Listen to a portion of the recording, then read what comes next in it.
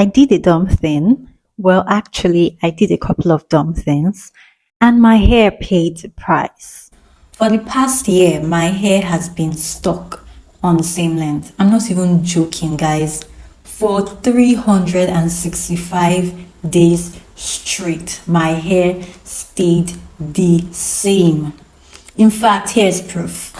Here's me in September 2022 and me in August 2023. If you even look closely, you can see that my hair regressed a little bit. But here's the kicker. When I had this tragic realization, my first instinct was to panic. Trust me, I was panicking. I thought I had reached my peak in my hair growth journey. And the worst thing is I thought I wasted my time, which is such a huge fear for me. This just made me give up internally. I just gave up on the natural hair journey thing. I even concluded that I would relax my hair, I would go on to diet. These are things that I once told myself I would never do. But you can't blame me. I felt I had fought the good fight and it was time to bow out. But a relentless spirit will always find a way, and a curious mind will always get an answer, and that explains where my hair is at right now as I record this. Remember I said this was my hair in August? Take a look at it in September. Take a look at it in October right now. That's right. So allow me to digress a bit while I say this, okay? Sometimes the problem is you. Sometimes when you think things are falling apart, take some time to introspect and honestly search within yourself to make sure you didn't do anything wrong along the line. And this is not for hair care alone, but life in general. So in taking my own advice, I did look inwards and I noticed a few gaps in my hair care routine. Ouch. I wasn't moisturizing enough. Okay, look, don't look at me with those eyes. I know I'm the queen of moisture. I talk about it a lot. Moisturize, moisturize, moisturize, moisturize. But when I actually did look at myself and I looked at my hair care regimen for the past year, I realized that I wasn't taking my own advice. I know I preach this message a lot to women. Never let your hair dry out. But here I was tearing up my own hair with dryness. I have a couple of excuses though. I was busy, I wore wigs, I had itchy scalp, so many things. But at the end of the day, amidst these things, I still realized that I could have had a well moisturized head of hair. And I know a lot of people have these excuses too. But how about you moisturize your hair twice a week? And don't tell me you wear a wig.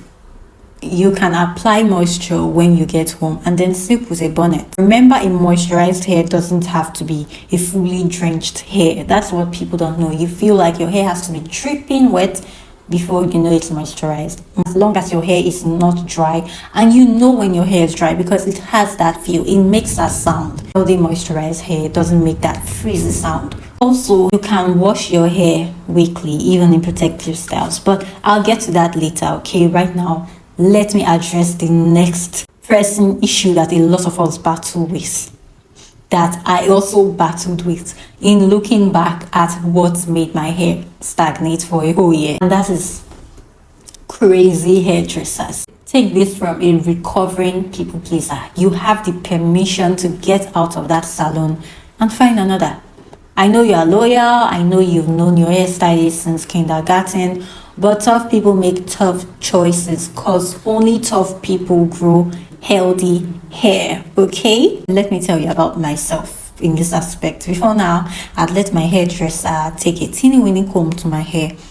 I knew it was utterly wrong and completely forbidden, but hey, recovering people pleaser hair, you can't blame me, right? I just always let them have their way, even though I wouldn't be doing anything wrong if I spoke up.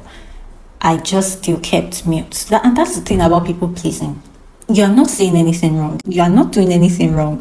But yet you sacrifice so much to get little to nothing in return. And the worst part, most of the time, the people you are even trying to please, in quotes, don't even notice or care that much. So why not do you, sis? Anyway, I believe it's safe to say that I found my voice. I corrected my hairstylist. This is not one hairstylist, this is a couple of hairstylists that I met in the past year because I relocated and I had a really good hairstylist back where I used to live, but I moved to a new state and I met a couple of new hairstylists and they were all giving me the same bullshit. I had to ditch them and hit the road. I actually spent some time without a hairstylist, so I think I spent like 3 to 4 months without going to the salon. And now that I look back, I don't even regret it because I just kept taking care of my hair. It gave me leeway to my hair, it gave me free access. Nothing was in the way. I did my own protective styles, even if they were not so neat. But that is the price you pay when you decide to stand your ground. So if you are currently watching this, I really want you to pay close attention to your stylist. Pay attention to the way they comb your hair, the tools they use. If you notice an abominable activity, like taking a small comb to your 4C hair or your 4B hair or your afro hair, in fact, call it out respectfully, and if they don't oblige, I hereby give you permission to hit the road.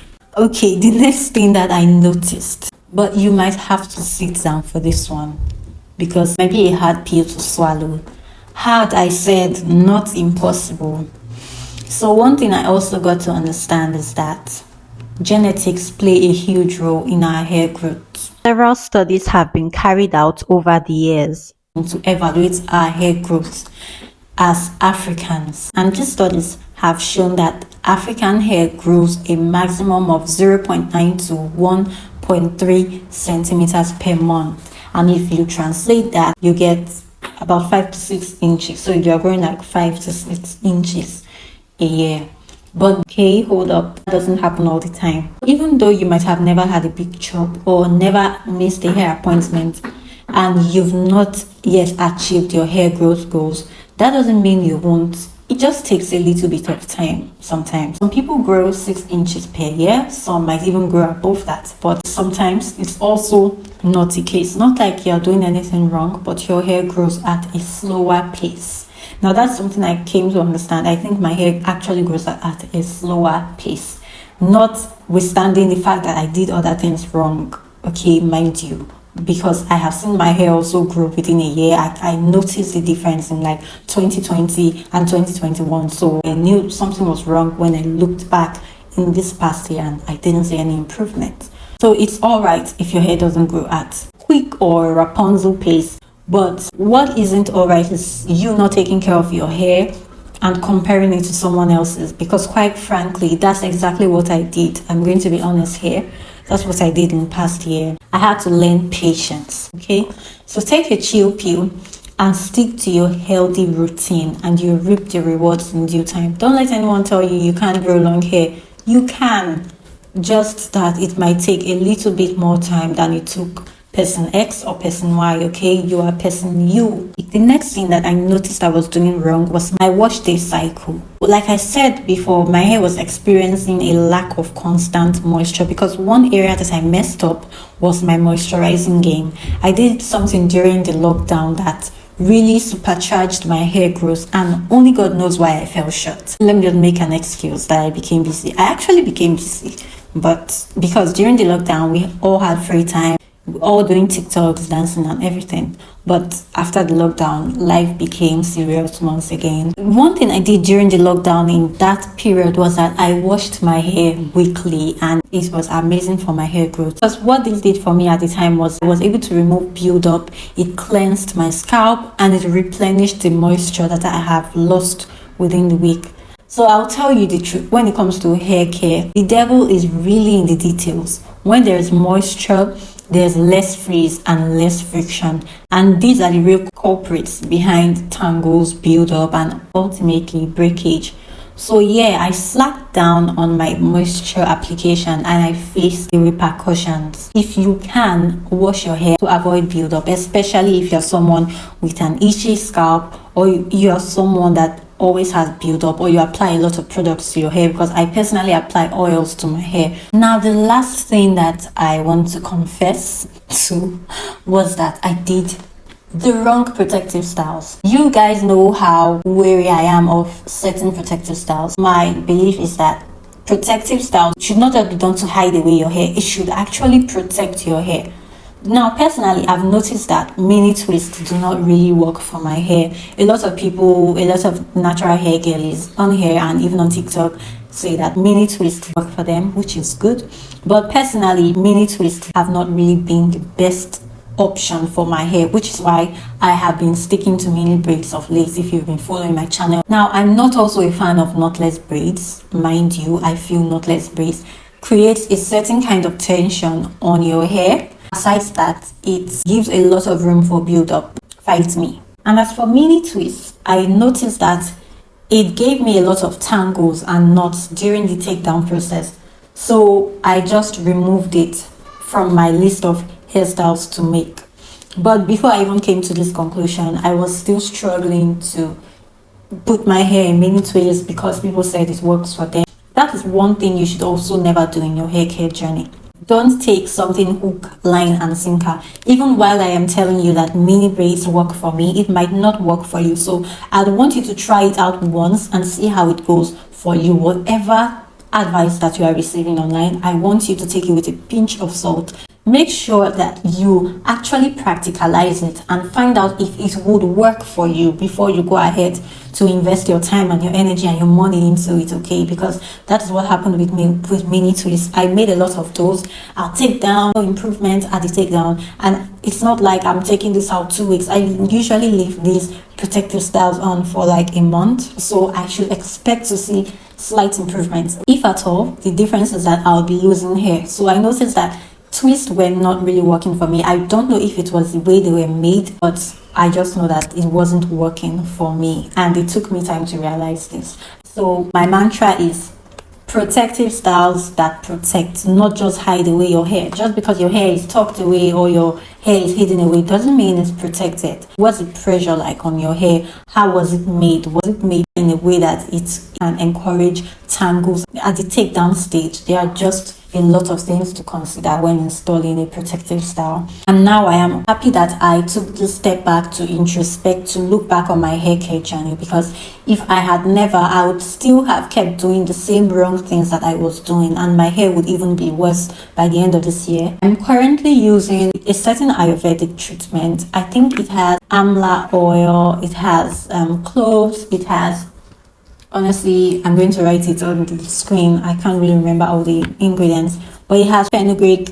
It has so many things. It's enriched with so many things, and it's great on my hair. That being said, please don't judge me.